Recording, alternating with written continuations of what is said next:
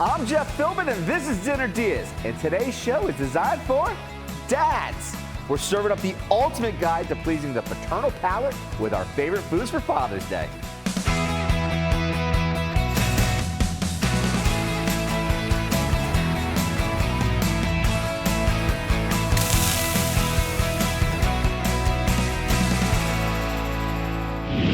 It's the time of year dads get the respect they deserve, which usually isn't much, to be fair, but at the very least, they get a card from the drugstore. But here's the thing. The quickest way to a dad's heart, it's actually through the rib cage, but people say it's through the stomach. And we dads, we're just simple folk. So if you're cooking for your dad this weekend, all these recipes are just right for the father in your life. So let's get started. And where else but with a sensational steak. Chef Jay Narvez joined us from Tampa's Crew Cellars to bring us a classic dish done right as he shared his method for making steak frites. What is the key to finding the best steak for dinner?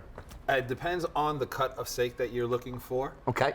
For this one, we went with filet mignon. So obviously, I want a nice bright red, a nice, good, healthy color. Now, off the tenderloin here, what else should you be looking for?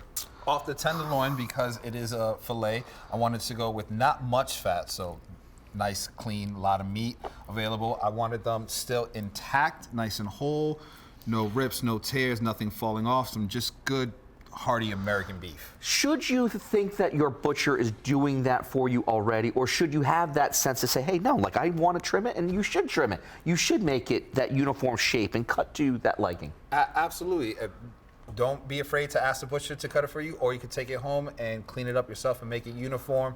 Just, if it's shaped the same way, it'll cook the same time and everything will come out perfect. I love it. So how do we get this started here? So we're gonna have your cast iron skillet, or you can use any pan you have at home. A little pumice oil. Now, what is pumice oil? Pumice oil is actually the first pressing of olive oil. So it can withstand much more heat. And it's actually extremely versatile. You can use it to fry, you can use it to saute. It's also delicate enough to be used in marinades and or dressings. So it's pretty much like an all-purpose oil. It's the only oil I use at home or in the restaurant. So at home, you're finding this. You're able to find this in the grocery stores or at specialty shops? Absolutely. They have it at Publix, all your local supermarkets. They have it at Whole Foods. You can always order it online at Amazon. It's pretty much universal and accepted now. It's everywhere. What's the secret to searing the best steak? Two things. Ripping hot pan. If you guys haven't noticed at home, there is some smoke coming off of this. You want it as hot as possible without setting off your fire alarm and burning the house down. Yeah, we want to be smart and safe about that part too, folks. And then when you place it in there, give it a nice little push down. Make sure what does that do for it? What is that little love tap doing for it? The love tap makes sure is that the whole side of it, all the meat, everything is directly on the pan, so you get that nice, solid crust, beautiful color, texture. It's just, you need to make sure the pan and the meat meet, and everything works. How long should we keep it per side? Again, depending on your desired temperature of the steak. Okay. I'm a medium rare fan myself. Yep. So I'm gonna do 3 minutes per side. Okay. And 3 minutes on the top, 3 minutes on the bottom, probably a little 30-second kiss on each side to make everything nice and uniform, have the color. And then a little secret to when you cooking meat is let it rest for half the time you cook it. How are we looking over here? That's absolutely beautiful. Yeah. So about 3 minutes, you want to look for this color. Okay. Flip it. Set a timer, set your Apple Watch, ask Siri for a little help, set another 3-minute timer, you'll be good to go. Wonderful. Traditionally at a steakhouse, you can serve the whole steak like this, but we're gonna jazz it up and make it a little fancy. So we're gonna. This is a fancy dinner at the house. You deserve to be able to have something plated beautifully. On the angle or on the bias. Okay. Get it nice and cut. Nice cook on that steak, Chef. It looks like you've done this once or twice. It looks absolutely before. fantastic. So you probably want about a half-inch of a slice right there? Yeah, about a half-inch of a slice. 4 to 5 slices, 4 to 5 pieces. There's 2 ways to plate. Okay. Martha Stewart.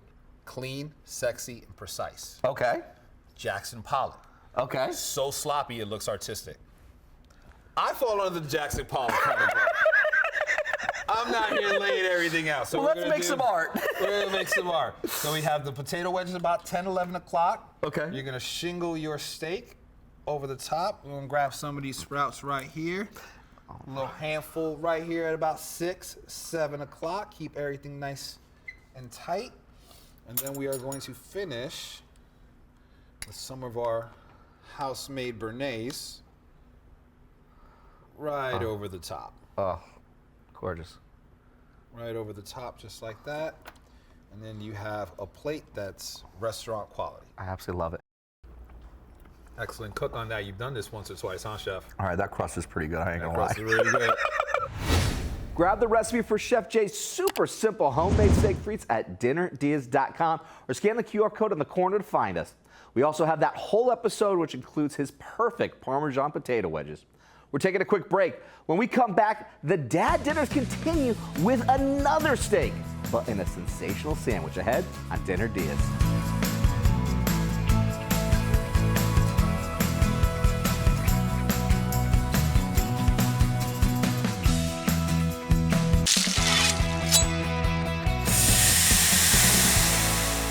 Welcome back to Dinner Diaz, where we're sharing our suggestions for Father's Day dishes perfect to make for hungry dads by their children who've left it too late to buy a proper present.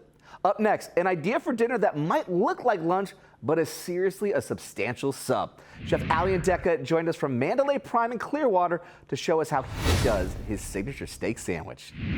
This is the hanger steak. So hanger you can almost rely to almost as a flan steak. Okay. But this one, we serve a Wagyu. This is a Wagyu hanger steak. But you know, you can use any other, you don't have to go Wagyu. Yeah, because Wagyu's got like the whole like connotation, like this is like the creme de la creme, the best of the best. This is going to be just like it's just gonna incredible. be melting in your mouth. Yeah. That's what basically is gonna be. But like for someone at home, there are some more affordable No, it's options absolutely. too. You can go as a choice. You can go as prime. You can go with anything. Okay. The secret is the aioli, is also with chimichurri. Okay. But you can use a filet mignon if you want to. Okay. As long as it's a And just do stable like steak. nice little medallions to it there? Yes, sir. Okay, okay. So what we're gonna do next, we're gonna put the seasoning, the steak seasoning. Now what do you have here for steak seasoning? Steak seasoning, we use some flour, we use a couple other different ingredients that a company makes it for us. Okay. But you know, if you home, salt and pepper, Okay. black pepper would be perfect. But if someone, you just said that there's a flour for what you're doing. So if someone at home wants to do that too, what does the flour do for the steak? Oh, he's gonna give him a nice crust. So it's purposeful to have Yes, absolutely. Okay. Yes, it is. You wanna use clarified butter because clarified butter, it reaches higher temperature than regular olive oil. It doesn't burn as fast as regular olive oil. that. We got a screeching hot cast iron skillet here. Very hot. You wanted it because you wanna keep. There we go. Oh. You wanna have that nice crust right on top. And then how long will this cook on this side here for? What are we looking for? Well, it depends how thick the steak is. That one over there, I think 5 to 8 minutes. 5 to 8 minutes. I like my steak medium rare. I do too. So I think we're in good shape then, my friend.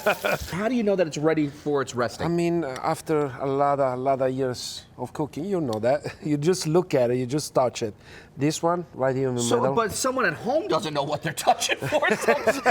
Everyone says that. They're like, oh yeah, it's my touch. Like, oh, that's use why. fingers. That's like, why. What are you really going for here, my friend? That's why you gotta use. People at home, they have to use the what is called the thermometer. The thermometer Yes. for it there. Okay. Yeah, you're looking on 125 to 35 degrees. Okay, somewhere within that range of 125, I 130. like it my medium rare. You like it medium rare. I so. do too. I do too. Yeah, but whoever wants it well done, you know. Is that acceptable or no acceptable? For me, no. No, well done. Okay. All right, so then now what do we need to do with this? Okay, we're gonna let it rest right over here. Okay. We have a nice pan for the resting pan right over there. Beautiful. Oh, I love it. And this? Just forget restraint. about it. I have to have forget restraint. about I it have to right have now. restraint. All right.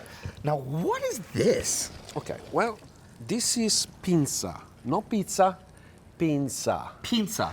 Pinza bread is what the Roman Empire used to eat. Okay, 2,000 years ago. We're talking about a type of bread that is 2,000 years old. Yes. There is a different kind of flours. That's what the Roman used to eat back on their days. So you're just making it cool again. So this is like nostalgia, but with like true purpose. Yes, absolutely. All right, let's revive a 2,000-year bread here. So this one is I mean, people, it's really hard to get this kind of bread. Yeah, I'm gonna say, man, like you kind of stole that from me, because like you've got a 2,000-year-old style of a bread. Someone at home might not have that. So No, absolutely. What are some other alternatives? No, here? you can get the flatbread. A flatbread? A flatbread would be Ciabatta? good. A ciabatta would be good. Okay. As long as it's nice and toasted. Okay. We're gonna put all these bad boys right in the oven. Okay. And this is gonna go straight underneath the broiler here? Straight underneath. You want them nice and crispy. And the steak here looks amazing. I got a tree for you. Oh.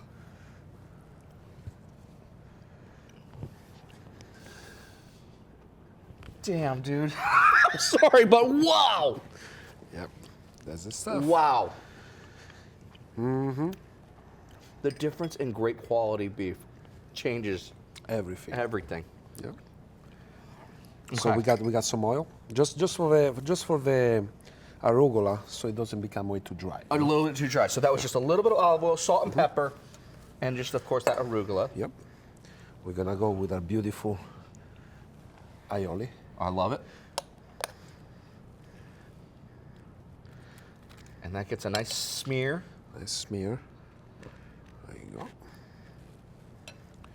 Arugula right on top. Beautiful. Steak. Man, Look at that. look at, like that is a healthy portion for a steak sandwich right there. So after that, we're gonna put some fried onions, Oh, just for, you know, just for the crunchiness. just you know for what the I'm saying? crunchiness. Oh, look at that. And we're gonna cover it. And then we're going that cheese side over here. down now. Look at this. Like, absolutely beautiful. Cheers. Cheers to you, my friend. Oh my gosh. Absolutely beautiful. Absolutely beautiful. You know what I love too?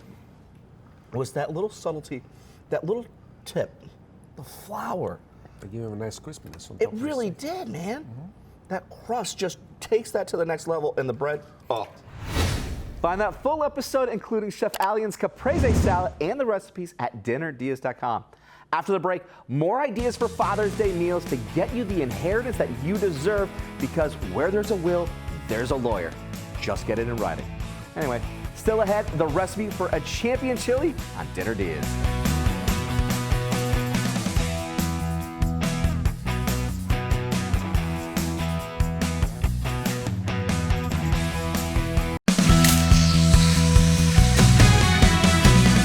Welcome back to Dinner Diaz.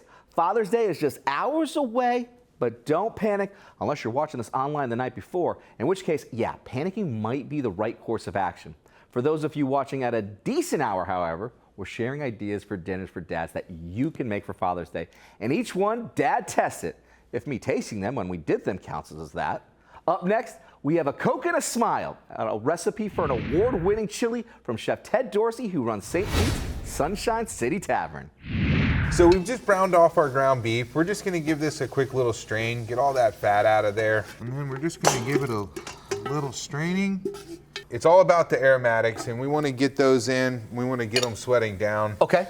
You know, it's really just the cook time. Once you get everything in there, then it starts going really quick. It just looks like it. So right now, what do we have inside our pot here? So we've got red and green bell peppers, red onion, and a sweet onion. Very so nice. That, yeah, you want that contrast in your onions. The red onion will give a little bit of bite, and the sweet onion will kind of melt away. I love that. I love it. And you can add so many different things to a chili, you know. It's all about really what you like. Yeah.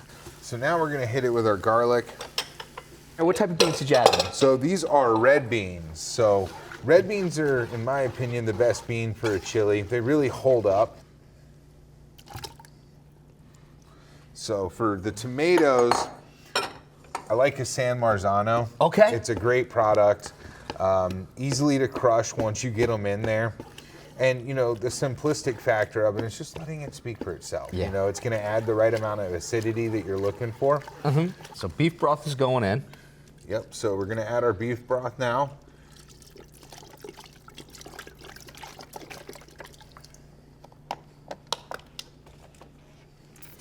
Coca-Cola. I'm so intrigued with this.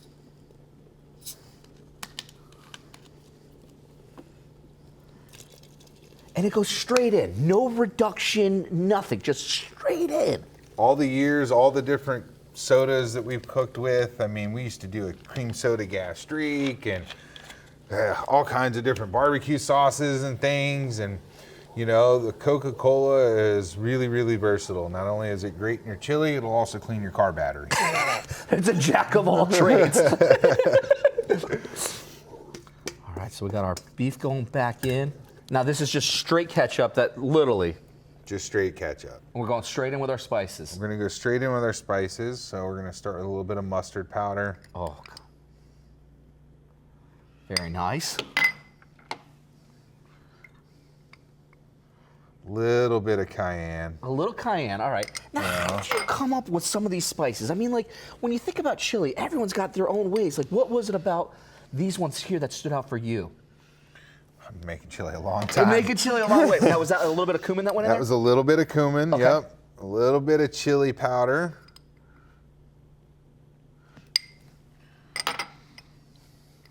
Onion powder. So it's just years of trial and error of just saying, I like that, I'm feeling this, I need this, Yep. and then I need a little bit of what's that now. And, you know, we were talking earlier, but it's, you know, you can't be afraid to make mistakes. You just gotta go with it. You just got to go with it. I Trial love by it. error. What was that last one we just added into? Coriander. Just a little coriander. So just a little bit of coriander. You know, top it with whatever you like. You know, you want to crumble up some cornbread or crackers or sour cream. Most people like that cheese. Can't go wrong with a bit of cheese. You really can't. Look at that. Oh, an award-winning chili right there. What are you tasting? You know, you get a little bit of subtle heat. You get the sweet on the back end, but you still get the bite from the aromatics, which is key for texture. Mm-hmm. You know, that's the whole thing with building layers of flavors. You got to have that texture in there too. Trial and error, and you got Just there one with of it. those things. It's just one of those It's things. one of those things we did, and it turned out amazing. Hey, you hit oil, stop drilling. That's it. Chef Ted's chili recipe is at dinnerdeas.com, where you can also see the delicious dessert he did of Nutella poppers. When we come back, one last recipe dads are gonna love because it's got booze in it.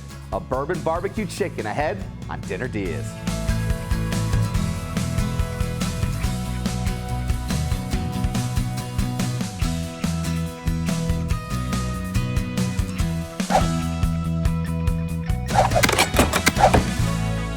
Welcome back to Dinner Diaz, and happy Father's Day to all the dads that are watching. And also to all the dads, we got you covered with sharing recipes that any dad would love their kids to make for them from our recipe archive. Last but not least, what dad menu would be complete without a bit of barbecue? And if your dad won't let anyone else touch the grill, don't worry. This next recipe simply needs a skillet on the stovetop. Award-winning caterer Chef Gaston Meredith joined us to share a recipe made with one of his custom barbecue sauces. You never want to put cold food in cold pan Yeah. because you never get the texture and the caramelization that you want. Okay. All right. So I'm just going to add the rest of the oil here, okay, to the chicken. Okay. And I'm going to add the red brick. I'm going to save a little bit to the side because we're going to add some to We're the gonna top add it. once it's done. What's red brick? Red brick is a rub that we created right in Ybor when we was located over there. And it's, you know, it consists of got brown sugar in it. It has data pepper in it. It has the smoked paprika, onion powder, garlic powder. And it has one other thing. You got a little sweet. Uh-huh. You got a little heat. You got a little citrus. You got a little citrus, it's the lime powder. That's that lime. That's the lime powder. Nailed it. Yeah. So All I'm right. adding a little bit of the oil here just to, you know, you get it going. You ready for it? I'm ready. That's the That's the sound that you want. That's one of the prettiest sounds, isn't it? That's how you know you're hearing that sear. It's not steaming, it's actually searing, and that heat is just going to really make it nice and caramelize with the different rubs. The brown sugar in here too, right? That really helps. We'll start caramelizing it Right, as well. right. Well, this is a 6-ounce chicken breast. On average, it takes 3.5 to 4 minutes per side. And you want to make sure that the edges turn white. That kind of lets you know that it's beginning to release. You don't want, once you put it in a pan, you do not want to move it. Because once you move it and separate it from the heat source, it's not going to give you the same sear and Well, caramelization that's going in the and pan. with chicken in particular, you have the potential to start shredding it. Right, yeah. If it's just going to stick. Yeah. And it would definitely shred. Right. And I'm going to cut it on the bias, fan it out on a plate. We got just a beautiful little color there. Nice little caramelization there. And even with the slicing there, you went a little bit even into thinking about how to slice it with that idea of presentation. Correct. I love it. That's correct. I love it. And then we got a little barbecue sauce over here because we got a bourbon barbecue sauce, my friend. Okay, I love bourbon, and in the words of the great Willy Wonka, candy is dandy, but liquor is quicker. What's the idea behind all of that? Well, Dunamized bourbon sauce is actually created right here in Tampa Bay as well. Okay. Right? And so I wanted to make sure we use it when we create, bourbon barbecue sauce is very trendy right now. And we use the data pepper, which also grows up north in Jacksonville, Ocala area. We put that in there for the heat. And of course, we have some citrus in there as well. This is a Florida bourbon barbecue sauce. You can't get it in any other state. You can get other bourbon sauces. The bourbon is local. The ingredients, it grows in our state. So the real This is as deal. local as you could possibly probably get, right? Is what you're saying? Yeah. Yeah. Okay. Yeah. And I'm That's just really good, too. drizzle it on it just like that. There's a slight heat to the bourbon sauce that really balances out when you put it on the chicken. All the flavors. It's all working. It's all working. Go to dinnerdeals.com for Chef Gaston's recipe for not just the barbecue chicken, but to see why he says pound cake tastes great grilled. And that's where you'll find all of our dad dinner idea recipes, all of which will taste great no matter how good you are in the kitchen, so long as you make them with love. I'm Jeff Philbin. Thanks for watching, and see you next time with more ideas for dinner, as we call them, Dinner Diaz.